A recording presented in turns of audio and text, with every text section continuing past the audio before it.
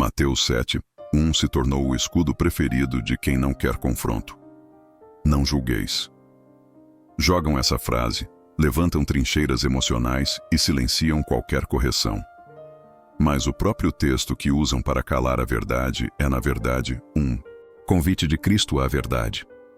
Martinho Lutero, o reformador que não tinha medo de chamar pecado de pecado, já alertava: quando as escrituras são torcidas, fazem-se pretextos para todo tipo de vício.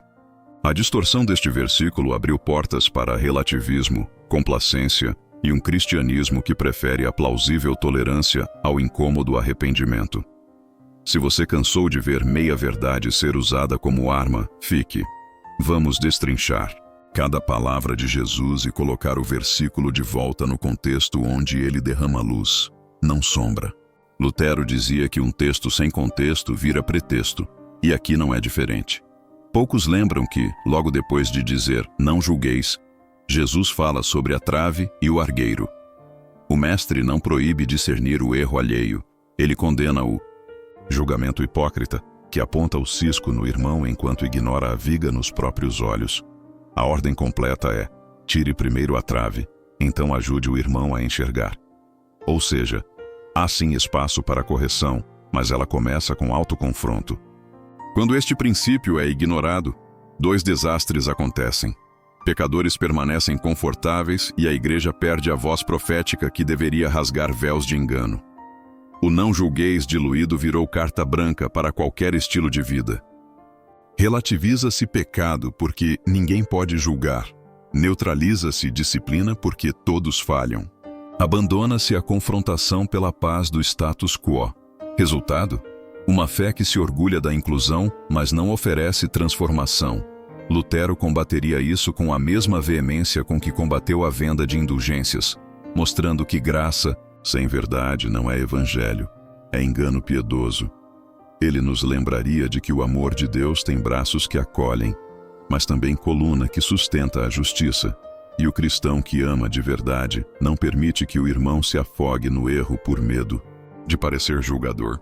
Outro ponto que Lutero destacaria é a responsabilidade do cristão em discernir falsos profetas. No mesmo Sermão do Monte, Cristo adverte: cuidado com os falsos profetas. Mateus 7:15. Como obedecer a esse alerta sem avaliar? Portanto, julgar a doutrina e o caráter? O apelo de Jesus não é a omissão, mas a coerência. Julgue sim, mas segundo a reta medida da palavra, depois de olhar para dentro. Ignorar essa ordem transforma a igreja em plateia passiva de qualquer orador carismático.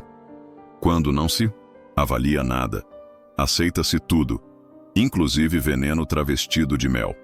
Aqui então começa a nossa jornada. Recuperar o sentido original de Mateus 7:1. Expor a diferença entre julgamento hipócrita e discernimento bíblico, e mostrar como um versículo usado para calar pode, na verdade, despertar.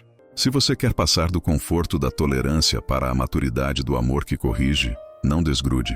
Nos próximos blocos vamos aprofundar o ensino de Jesus, mergulhar nas notas de Lutero e aprender passo a passo a tirar a trave antes de apontar o argueiro, mas também a não engolir a trave do irmão em nome de um amor que Cristo nunca pregou. Antes de mergulhar mais fundo, pausa de 30 segundos. Se inscreva no canal agora e ative o sino. Assim, você não perde nenhum conteúdo que corta o verniz religioso e vai direto à raiz.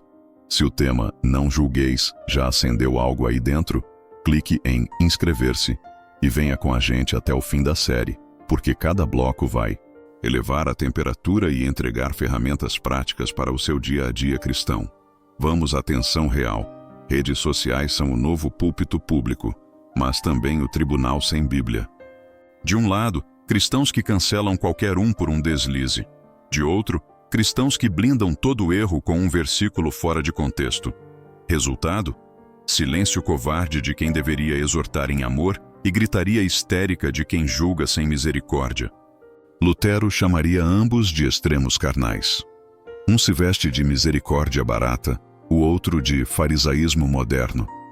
O evangelho verdadeiro não é nem lençol que encobre impureza, nem faca que corta sem sutura. É bisturi que sangra para curar.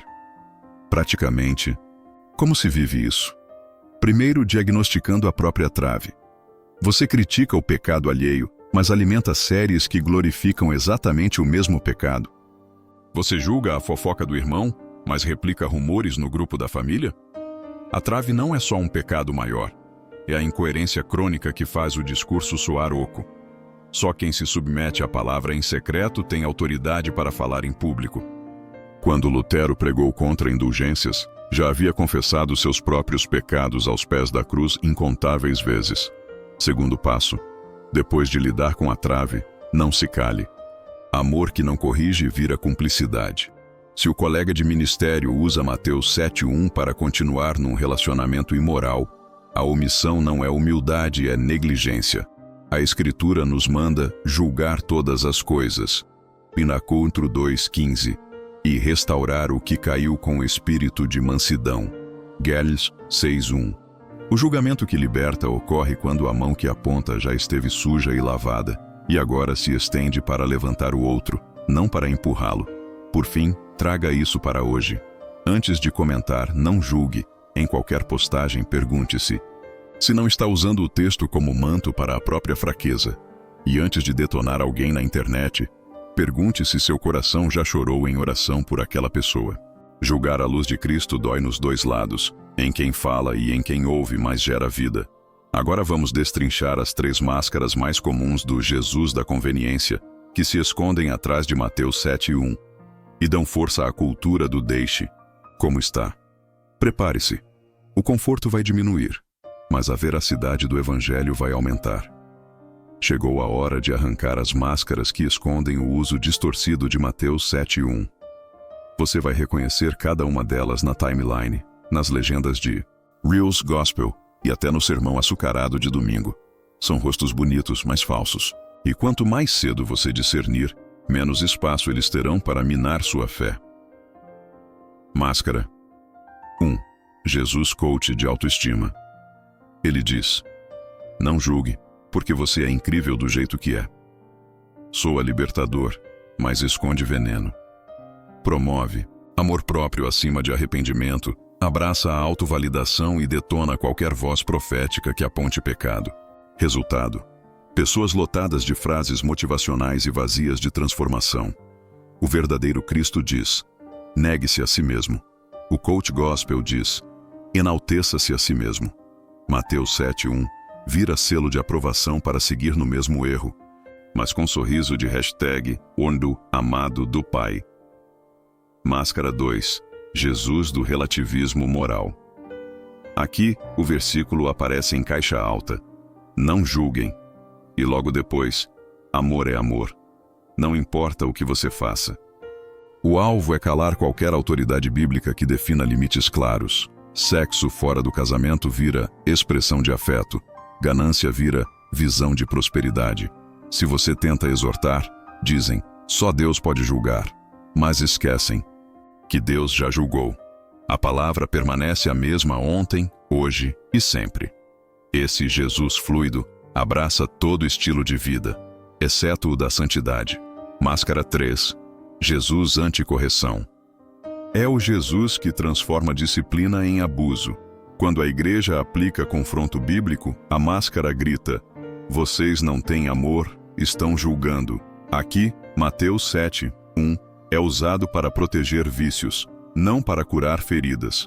A disciplina, que Paulo ordenou em 1 Coríntios 5, seria chamada de legalismo tóxico por esse falso Cristo. Mas sem correção não há restauração, sem poda não há fruto, sem cirurgia não há cura. Agora pare e pergunte: qual dessas máscaras já te seduziu? Talvez você se identifique com mais de uma. E não se trata de condenar, mas de rasgar o véu. Porque quando a luz do Evangelho real incide, a máscara cai. E só então se vê o que Deus sempre quis: um coração contrito, pronto para ser moldado, não um rosto maquiado para impressionar. Quando a máscara cai, surgem as desculpas. A favorita é: ninguém é perfeito, por isso não posso apontar erro de ninguém. Verdade parcial que vira mentira completa. A Escritura nunca exigiu perfeição para exortar. Ela exige sinceridade. Se ninguém fosse autorizado a corrigir antes de alcançar perfeição absoluta, não haveria disciplina, não haveria profeta, não haveria apóstolo. Deus conhece o coração. Outra meia-verdade. Sim, Ele conhece, mas Jesus também disse: pelos frutos os conhecereis. Deus vê o íntimo, nós vemos o visível. Discernir frutos não é usurpar a onisciência divina, é obedecer ao próprio Cristo, que mandou avaliar árvores pelas obras, não pelas intenções declaradas. A segunda desculpa vem embrulhada em falsa compaixão. Não quero ferir sentimentos. Mas omitir a verdade para poupar emoções é como deixar um amigo com câncer sem diagnóstico para não assustá-lo. Amor que silencia diante do perigo é cumplicidade, não misericórdia. Paulo escreveu aos Gálatas, chamando-os de insensatos. Forte? Sim. Necessário? Mais ainda. O confronto curou a igreja do veneno do legalismo. Sentimentos foram feridos, mas almas foram salvas. A dor momentânea de um corte honesto vale infinitamente mais que a infecção lenta de um elogio hipócrita. Terceira, fuga. Deus vai tratar, não preciso me meter. É meia-verdade também. Deus trata, mas muitas vezes usa irmãos para esse tratamento. Ele enviou Natã a Davi, enviou João Batista a Herodes, enviou Paulo a Pedro. Quando a igreja se recusa a exercer disciplina bíblica, está recusando o método de Deus para preservar o corpo de Cristo. É covardia espiritual mascarada de confiança na soberania. A fé verdadeira não delega tudo ao céu. Ela obedece ao que o céu já ordenou. Admoestem-se, suportem-se, corrijam-se com mansidão. Como praticar então o discernimento que edifica? Primeiro, examine-se diante da palavra diariamente, não para encontrar desculpas, mas para arrancar pecados. Depois, ore antes de falar. Confronto sem intercessão vira ataque. Terceiro, fale, com clareza, não com sarcasmo, com firmeza, não com raiva, com Bíblia na mão, não com opinião solta. E lembre-se, o objetivo não é vencer um debate, mas ganhar um irmão. Se ele se arrepende, você ganhou mais que razão, ganhou reconciliação. Leve isso para o cotidiano.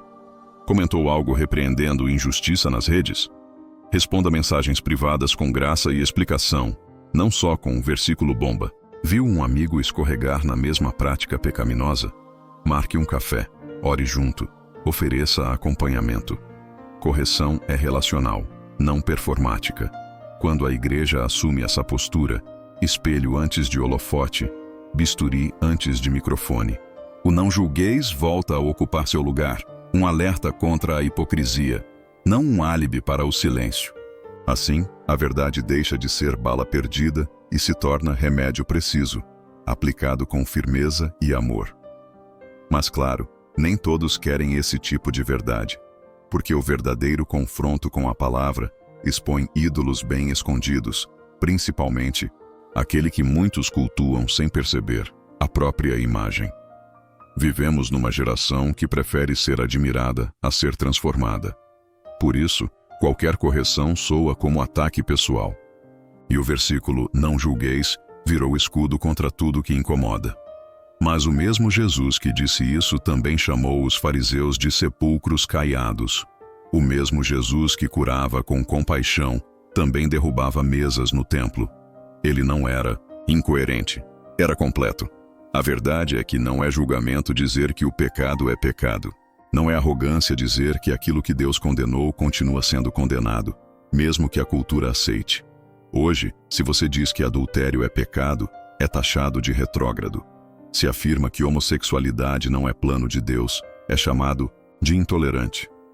Se declara que a salvação exige arrependimento, dizem que você é radical demais. Mas o Evangelho nunca foi confortável. Ele foi, desde o início, uma pedra de tropeço para quem quer manter seus pecados intocados e, ao mesmo tempo, se sentir abraçado por Deus. E aqui está o ponto central. O "não julgueis", de Mateus 7:1, não é um passe livre para a libertinagem. Jesus não está dizendo, aceitem tudo, calem-se diante do erro e abracem o pecado dos outros. Não. Ele está alertando contra o tipo de julgamento hipócrita aquele que aponta o cisco no olho alheio enquanto ignora a trave no próprio.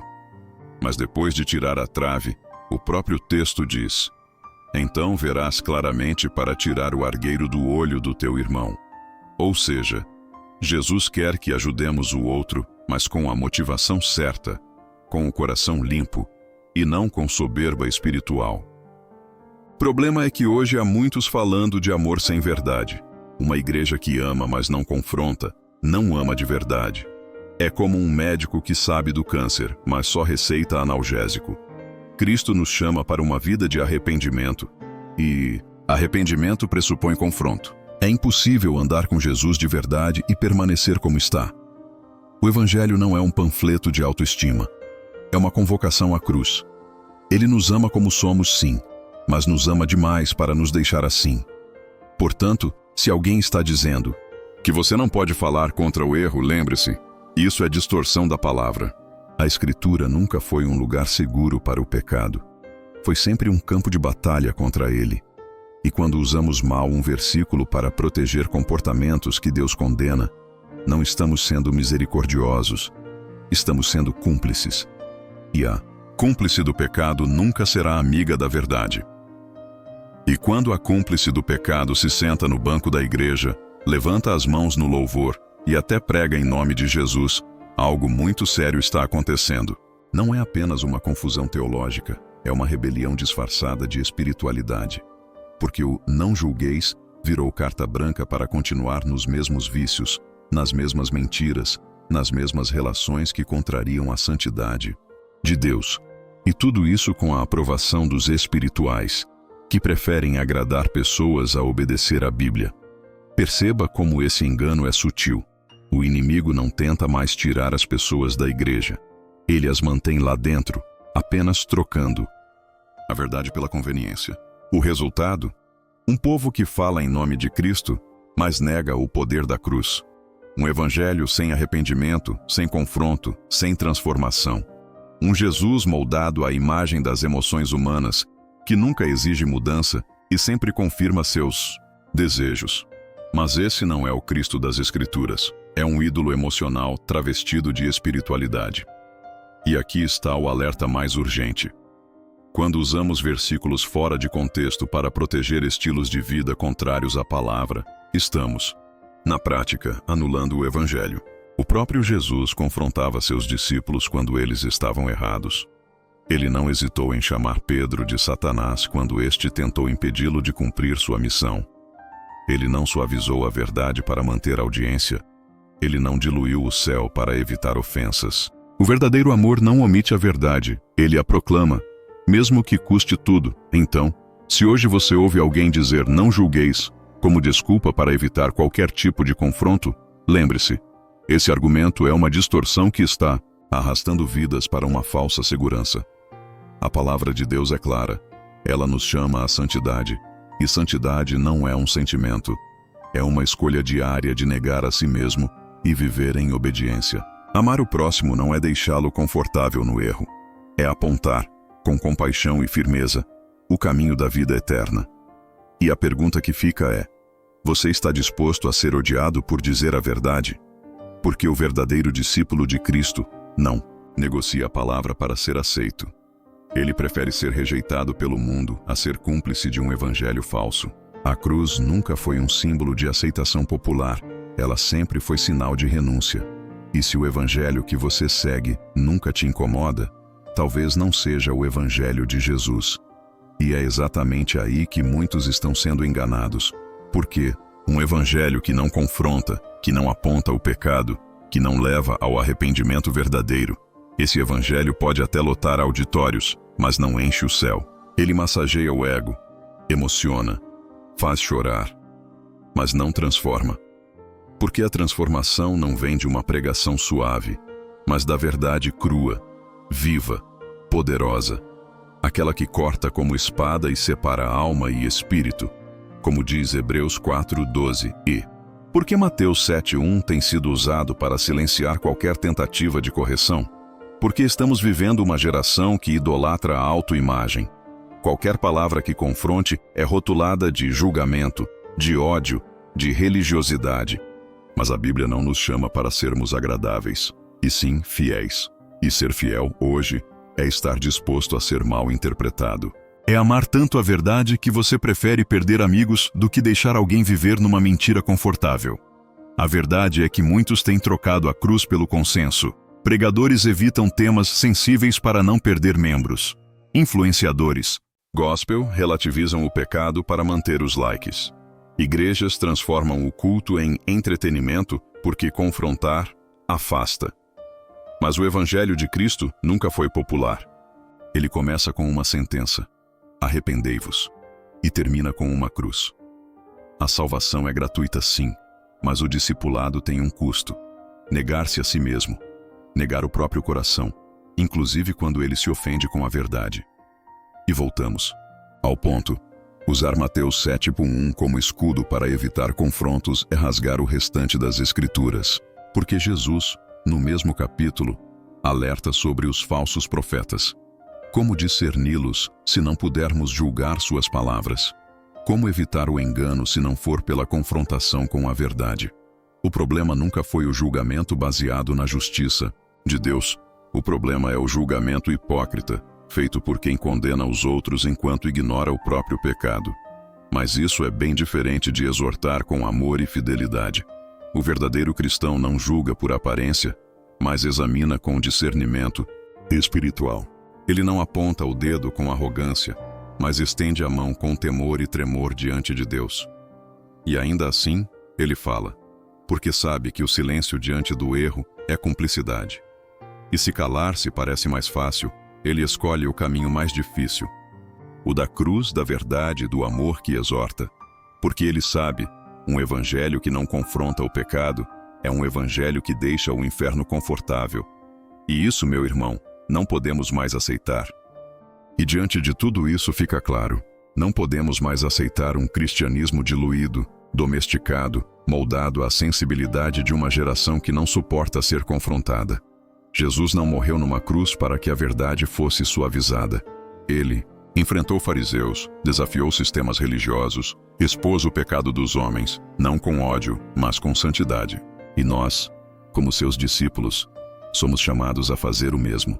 Não com julgamento hipócrita, mas com amor que fala a verdade, mesmo quando dói.